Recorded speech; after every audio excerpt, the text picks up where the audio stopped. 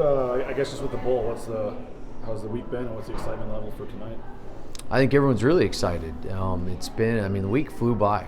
I can't say enough about Sean Johnson and Kristen Click and the whole Frisco Bowl staff. They've been great to work with and very supportive in serving us all week. And so yesterday had some time with the family at the Kids Day, and all the events have just been top notch. So really excited about that. And obviously, we're here to play a football game.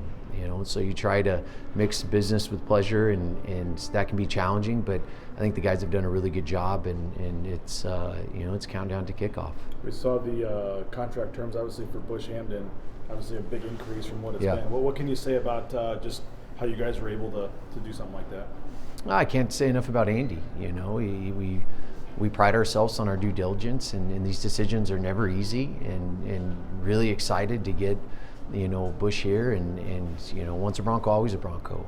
And I think a lot of times that's taken as the path of least resistance, and similar to me going through our process to hire Andy, that's a bonus, the cherry on top. We wanted to get the best person for the job, and I believe he did that, and I'm really excited to have him here and join us. So I don't know if you know or can say like exact numbers, but I mean, we know that Keith's due for a big raise in his contract as well. I mean, what kind of overall increase from last year are you expecting or looking at, in terms of that salary pool? I think I've told you before, we're going to do whatever we can, and ultimately I can get you the exact numbers, but we're not going to settle. And is it going to be what everyone else is paying? I can't speak to that. I can only control what I can control, and that's a big part of our fundraising initiative. That's a big part of our revenue generation, and we're going to always try to do more. And it matters. We're gearing up and have that CFP expansion in mind, and that's something that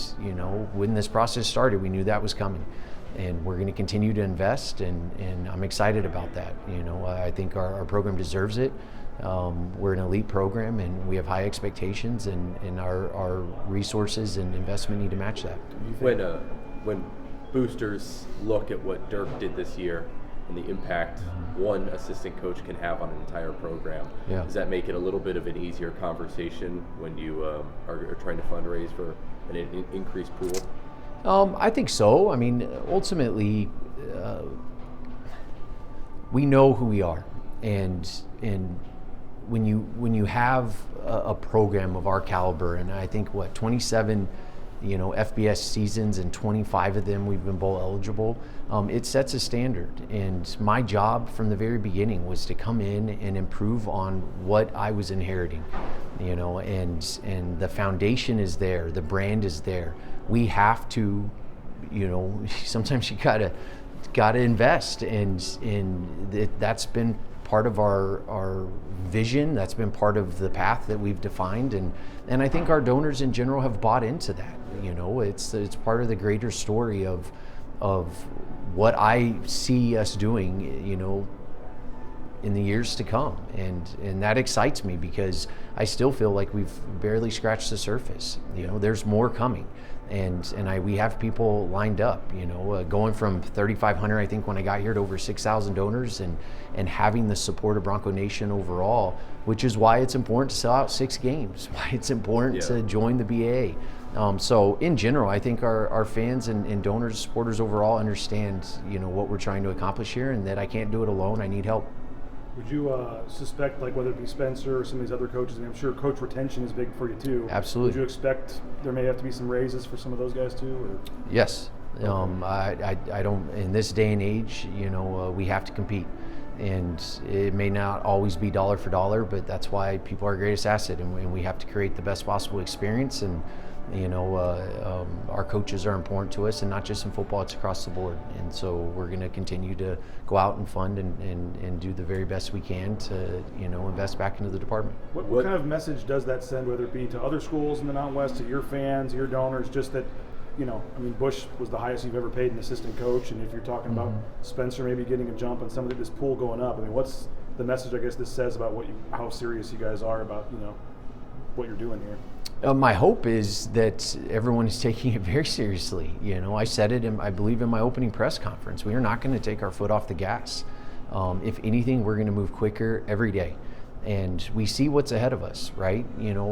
I can't control realignment and everything else, but I can control what we invest back into this program and how we position ourselves to have a seat at that table. And the Mountain West now has a seat at that table, and I'm excited about that. And that's going to require a tremendous amount of investment from our staff, from our supporters, and a commitment from our student athletes. And I think living out in action is one thing to say it, right? When I got here, I said this is what we're going to do and how we're going to do it. Now we're living it out in action. And every day that goes by, people are taking me a little more seriously. We will not stop. I am relentless in this, and I'm excited about what the future holds for us. And everything counts, everything matters. Just like tonight's game, it matters to us, and I'm really looking forward to the future. What went into the decision and the timing to put out your letters, encouraging donors and fans to get educated and perhaps donate to the Horseshoe Collective? What in terms of the timing of the OC hire and? No. Why you said it when you did or whatever. Why you wrote that gotcha. letter?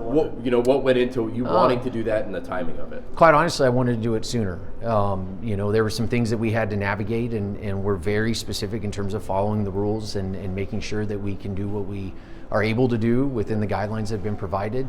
But it definitely helps. I mean, when you look at what we're trying to do off the field and the caliber of student athlete that we're recruiting, we need to do everything in our power to help our sport programs, and that's a big part of it.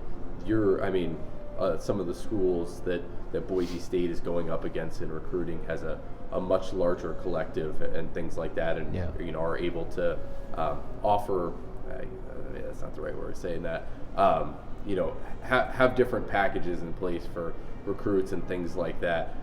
Have your coaches ever come to you and expressed concern and a need to bolster that collective?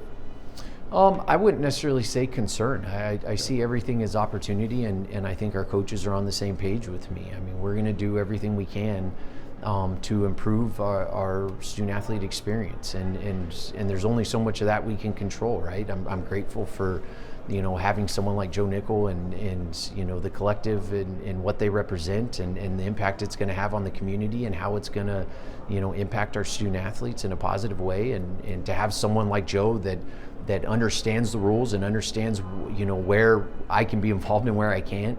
Nathan Burke, his understanding, Mike Walsh, and it takes a team, and everyone is now pulling that rope in the same direction, and I'm excited about that, and our coaches understand that we've started with football and men's basketball, and it's going to domino into all of our other sport programs. And similar to the coach the contracts, we are who we are. Yeah. And we're going to embrace it, and there's opportunity in who we are, and it's not always dollars to dollars. We don't get paid enough to deal with what we deal with on a daily basis. Sure. There's a bigger why at play. We are competitive, we are going to be relentless, and we're going to best position this institution for success many years to come. I think Jordan asked you last time before the championship game something similar, but you mentioned college football playoff expansion, all that. I mean, maybe you can't answer this, but are you happy just trying to become the premier group of 5 program, like and with the way the system's set up that you can get in the playoff and it can be great, or do you still have the Power 5 expansion aspirations, or where's that kind of sit at this point? Yeah, it's a great question. At the end of the day, I'm never going to be happy. I try to live out in action what I expect of others, and we have to keep pushing. And that's telling our story and best positioning us for success. And, to have a seat at that table, I'm really excited. Finally, there is a chair, and that's something that we want to take full advantage of, and I believe our conference does. And so, whatever happens with conference realignment, there's very little of that I can control, and but there's a lot that we can still have an impact on our experiences here, and we're going to continue to push. And if we're the big fish in a small pond, so be it. I think it was 8 times, maybe you guys would know, 8 times over the past however many years that we would have been included in an expanded CFP. Sure. I think it's a testament to what I've inherited and the foundation that was here before me. And my job is to grow it and do more with it and take us to a completely different level. And I'm not going to stop until that gets done. Who ultimately would be the one that would pay for the band to come? Is that athletics or the academic side? It's athletics, and I know that I'm very sympathetic, and that's these decisions are not easy. But when you look at the turnaround time, being in an early bowl game, the distance to travel, and that it would have required a charter versus a bus, and it created some fiscal challenges, and ultimately a decision was made, and I understand that that's not in my role making these type of decisions. You're never going to make everyone happy, and I'm sorry about that, but I feel like it was the best decision for us at this time, and it's something for us to continue to work on in the off season and what the future holds for that. Is there not money saved from not going to the past 2 bowl games? There's not. When you look at our budget, and we are like many other schools. Every dollar that is essentially saved is already spent on something else, and that's the challenge. My job is to make fiscally responsible decisions, and when you look at the overall cost, that's something that was a challenge for us at this time. I think perception is because we didn't go to the bowl game last year, but the reality is we spent a lot of money prior to that bowl game because we didn't find out until 24 hours before we were about to get on the plane that we were missing. We had already flown our kids home. We had already flown some of the band kids home. Yeah. And so it's not like there's this massive savings account. Every dollar, and why I'm continuing to push the fundraising and why I continue to push 6 games, 6 sellouts, it matters. Every time we sell a ticket, that's money that then I'm investing, or we are investing, I should say, back into our department and everything that supports our team. And so we do not have a money tree. Every dollar raised is a dollar earned that we've worked really hard to get, and we're going to continue to do that. And hopefully we'll have more resources in the future to be able to fund everything that we absolutely need. You guys have done a lot of innovative stuff in the NIL space, but a lot of NIL is just money. Are you pleased at where you guys are in that area? And where do you want to see growth in the next year? Yeah, I think in general, when you look at what we're navigating right now, everything's on fire, and we have to decide where we put our cup of water. Yeah. And everything's a priority. And so, could we do more in BA? Could we do more in name, image, and likeness? Could Joe and the collective do whatever they're doing in their space? Yeah, but you're stretching dollars, and we always need more.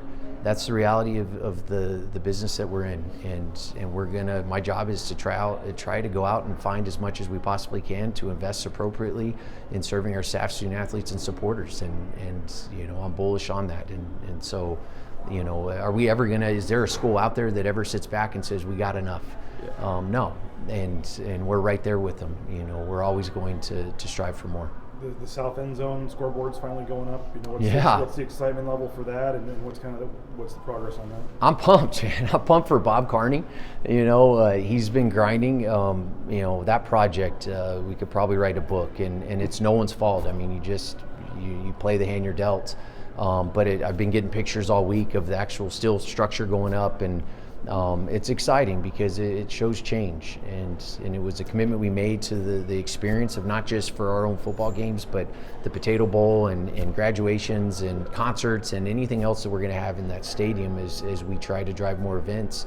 So I'm really excited, just like I was excited for Agri-Beef and that new board, and with the lights coming up and everything else that we're working on, it's progress, and I think that's important for our fans to see. We have a great facility, but there are things that we can improve, and we're going to continue to chop wood and get it done. Is the plan for the lights to be in by the next football season? It is.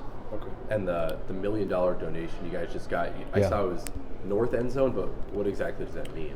Oh, well, in general, we know we need to raise a lot of money for the north end zone, right? Okay. So it's, in the whole grand scheme of things, it's a start, and and it supports our football program, and it's much needed, and so and there's going to be more, and I'm really grateful for the support that we're getting. It's not just me, and I get way too much credit. People are buying into our team and the stories that we're telling, and they're committing, and that's important. What is the timetable in terms of what is going to be happening, I guess, in 2023 towards that north end zone project, or what do you want to see moving forward on that? Well, first, we're going through the design build process, right? And like most things, guys, it's not remodeling your home.